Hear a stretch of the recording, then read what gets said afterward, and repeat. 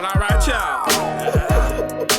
All across the USC, Compton, Watts, Bay to LA, Pomona, California, from valley to valley, we represent that killer Cali. So if you keeping it real on your side of your town, you tune in to Gangsta Chronicles. Ew. Gangsta Chronicles, we gon' tell you how it goes. If I lie, my nose will grow like Pinocchio. We gon' tell you the truth and nothing but the truth. Ew. Gangsta Chronicles, this is not your average show. You're now tuned into the real MC8, Big James, and Big Steel. This is strictly from the streets. Hello. We represent the James. And I think really, man, like, and I'm gonna get kind of deep right here, man, but I noticed, like, ever since the women's led movement, there's been this kind of demasculinization of the black male. You understand what I mean? You remember when we looked at Good Times when we was younger, you had James Evans, you know, big strong motherfucker at the house that didn't take no shit, you know what I mean? Mm-hmm. That held the house down in the middle of the Cabrini Green projects, right? To where you start seeing little shit like different strokes. You got the white dude on the dock with this black dude. He don't got a wife. You can assume Mr. Drummond was probably gay. Not nothing against gay people at all, but you could probably assume that, you know what I mean? Mm-hmm. You just start seeing different stuff to where you start seeing these motherfuckers wearing dresses holding AK-47s. Right. You feel what I mean? We don't went through this whole era to where the jeans don't got a little tighter. And I'm not talking about the fashion stuff because, you know, I don't wear the big 5X shirts no more either. But the thing is, you've almost had, like, because you hear all the black women say it now. Oh, I don't need no motherfucker. You know, Father's Day come up, you see all the black women, oh, this is my day too. You know what I mean? It's just like, you know, so you slowly watch the black male become not shit in the household to where he don't run nothing. Well, the majority of us choose not to be in the motherfucker. And then, the majority... Yeah, go ahead, James. The majority of us want to run a motherfucking street and have that side chick.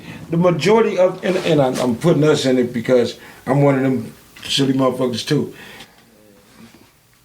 We want our cake and eat it too. Mm-hmm. We want to run the streets. And then you got some brothers on that DL bullshit don't want a black bitch. You got some brothers out there that prefer a white woman or a Mexican woman. Mm-hmm. Don't want to hear a black woman's mouth. But there's some good ass sisters, black sisters out there that's 100. But some of us can't do it. You got sisters that taking men out of the prisons. You got sisters that move in and Section 8 and getting the nigga out the hood and moving far, and then he got to go back to the hood. So can't nobody fix us but us. Exactly, that's the thing. But us men, yeah, we gotta. Man, I didn't realize I was a motherfucking man until I was 49. Like really realize I'm a motherfucking man. Like for real, I wouldn't know no man shit.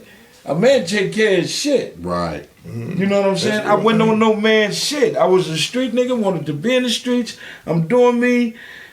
Man, when I was on the motorcycle set and my grandkids, I wasn't thinking about shit. I wasn't thinking about no wifey. I wasn't thinking about no girlfriends.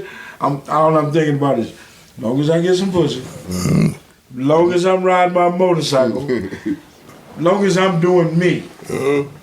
I'm getting fucked up every day. I'm riding and I'm doing what I love. Because on the bike says sometimes you gotta fight, sometimes you gotta prove certain shit to certain motherfucking individuals. So I'm loving what I'm doing and I'm not paying attention to family. What's most important. And there I go again. It goes back to what I said earlier. Us as black men, somewhere along the line, we get stuck in a time warp like to where we get stuck in 18 and 19. We just got to stop blaming other people for our mishaps.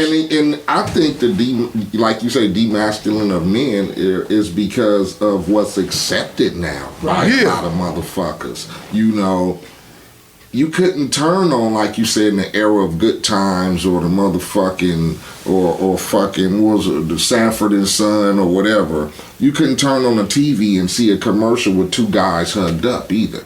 Right. You couldn't turn on the TV and see a commercial where two girls are kissing or hugging each other. You couldn't turn on the TV and see that.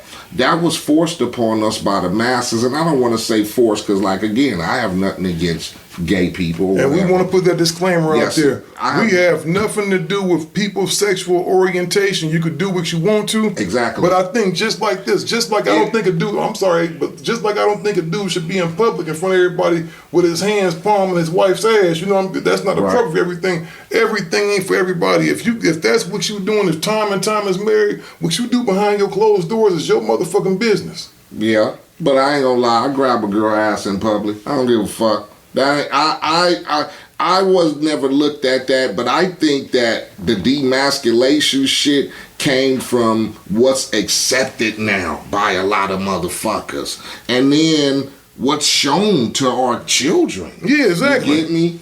Like, if I had the choice, you couldn't play no commercials in my household where my son is 4 years old and watching TV and watching two dudes sitting there kissing each other. Because that now you're going into the whole gay agenda thing. It's almost like for you to say you a heterosexual male, you almost get like attacked. Oh, you're prejudiced. You're a racist. Right. You feel what I'm saying? And I don't get that because, like I said, the way things transpired from what I was a youth and what's accepted nowadays. And then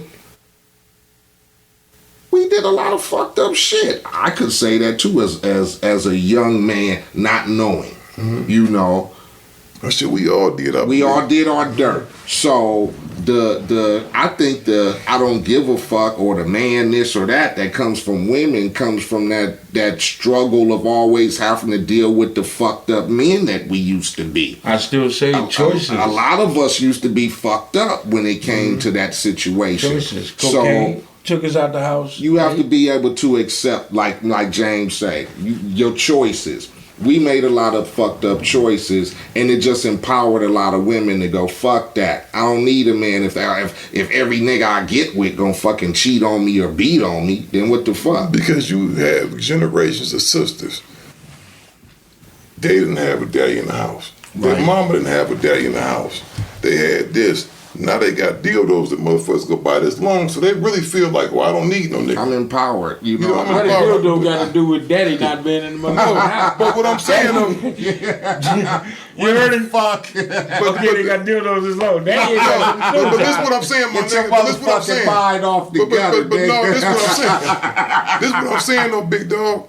It's like they convinced themselves in their head that we not important and not call bullshit on that, because I knew from my father not being the most perfect nigga, man, when I have kids, I'm gonna try to be the best daddy I can be. You always want to be better than You know what I'm saying? I want to be better than that nigga. You know what I mean? Unless he was a positive influence. A lot of us stated, oh, I'm gonna be better than that, man. Fuck that. I ain't gonna let my kids go without or beat on my kids or you know, not pick up my kids or take them or be involved. Or I think we all learned from not having that of how to be a little better than what we had. I'm gonna take up for us, black men. My age, I was born in the 60s. The 70s and the 80s, when I had my son, all kind of shit was happening out there. I was still a gangbanger. I went to prison. And I'm still doing everything. I'm not focusing on my child. Exactly.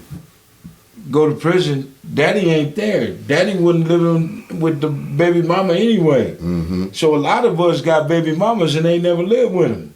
True. You know what I'm saying? So daddy is always the black man's fault. Our fault is getting out there when the cocaine came and my pops went out there and he trying to sell Sherm and cocaine. Mm-hmm. Shit didn't work for everybody. Everybody ain't gonna get rich. Mm-hmm. At the end of the day, either you kept selling it and made your money, or you turned out to be your best motherfucking buyer. And you knew that ain't working. Half our daddies are still walking or sitting at the liquor store right now today from the facts. Mm-hmm. So it's the black man of yesterday that kind of like fucked it off. Us that fucked it off and didn't go or try to show something different. Mm-hmm. You know what I'm saying? Now this generation right here just don't give a fuck which way they go or how they do it. Now you see more females with females. You seeing more men understanding other men. and it's not in the closet no more. No. So this is what society is giving all of us. It's showing you what it's made of, and this is everybody is just saying this is me.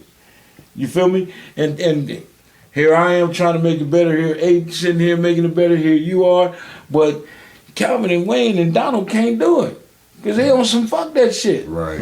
Everybody ain't finna get it here. That's why the majority of motherfuckers are still stuck in the motherfucking hood. But we put too much on ourselves. You know what I'm saying? And I know a lot of shit. We are to blame for it. But we ain't to blame that the world is fucked up.